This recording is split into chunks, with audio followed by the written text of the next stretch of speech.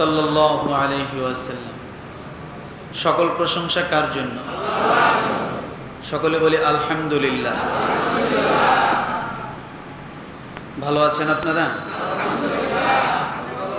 জি আলহামদুলিল্লাহ, আল্লাহ সুবহানাহু ওয়া তাআলা ভালো রেখেছেন।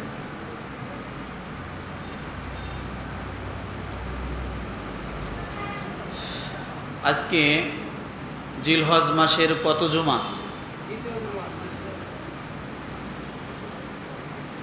কত জুমা? মনোযোগী হই, সকলে মনোযোগী হই। আজকে জিলহজ মাসের দ্বিতীয় জুমা। আল্লাহ সুবহানাহু ওয়া তাআলা তার নিজস্ব পছন্দনীয় মাস, সে 4 মাসের মধ্যে এটা হলো প্রথম মাস। এ মাসের দ্বিতীয় জুমায় আল্লাহ তাআলা আমাদেরকে উপস্থিত করে দিয়েছেন। শুকরিয়া আদায় করি আলহামদুলিল্লাহ। আমরা গত দিনগুলোতে আলোচনা করেছিলাম কাবা ঘর নির্মাণের ইতিহাস সম্পর্কে।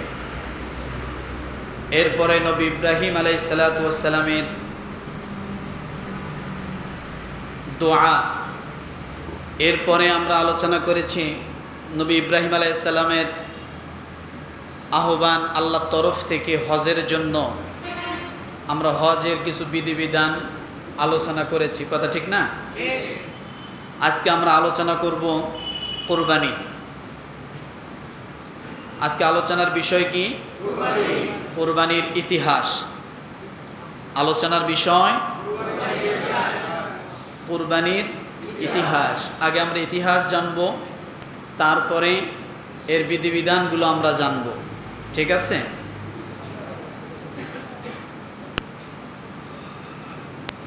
আল্লাহ সুবহানাহু ওয়া তাআলা নিজে বলেছেন, আমি প্রত্যেক উম্মতের জন্য কুরবানির নিয়ম করেছিলাম। কি করেছিলেন? প্রত্যেক উম্মতের উপর, প্রত্যেক জাতির উপর আল্লাহ তাআলা কুরবানি নিয়ম করেছেন।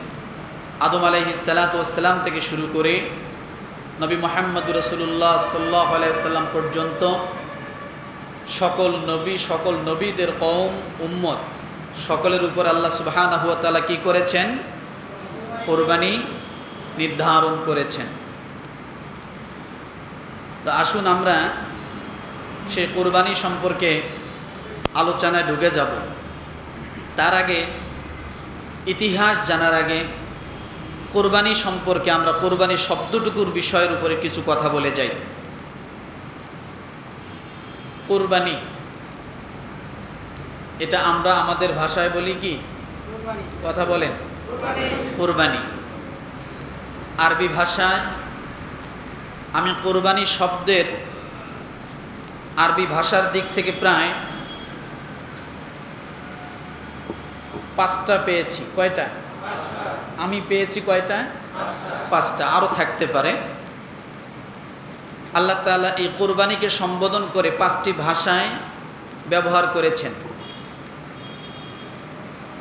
তো আমরা সেই 5টি ভাষা জানলে আমরা কুরবানির মূল বিষয়টা জানতে পারব। কুরবানি কাকে বলে?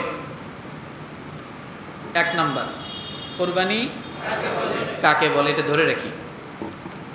আল্লাহর সন্তুষ্টি ও নৈকট্য লাভের জন্য, মুখস্থ করেন, আল্লাহর সন্তুষ্টি ও নৈকট্য লাভের জন্য নির্দিষ্ট সময়ে নির্দিষ্ট ব্যক্তির নির্দিষ্ট পশু বা বস্তু আল্লাহর জন্য যা কিছু উৎসর্গ করা হয় তাকেই কুরবানি বলে।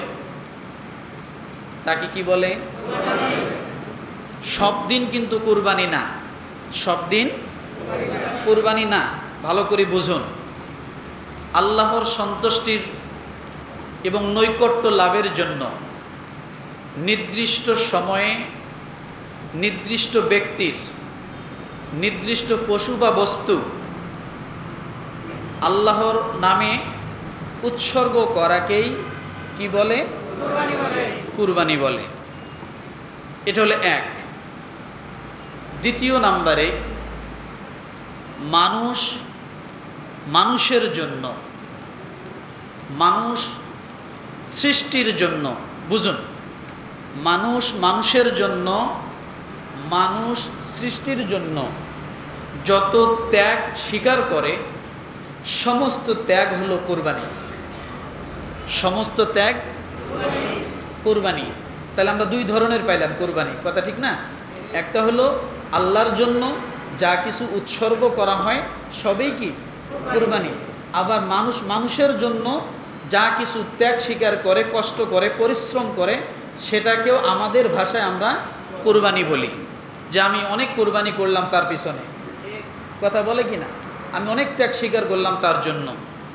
তো আমার ভাইয়েরা, যে কোনো কিছুকে নিজের কষ্ট উৎসর্গ করা, নিজের সম্পদ উৎসর্গ করা, নিজের জান মাল দিয়ে কারো পিছন উৎসর্গ করা কেউ কি বলে? কুরবানি বলে। এরপরে আসুন আমরা কুরবানির অর্থটা জানলাম, মূল কুরবানির অর্থটা জানলাম। এখন আরবিতে কুরবানি শব্দ এসেছে। এই কুরবানি শব্দের অর্থ হলো নিকটবর্তী হওয়া। কি হওয়া বলেন? নিকটবর্তী হওয়া। এটা আরবি ভাষা। কুরবানি এটা কি?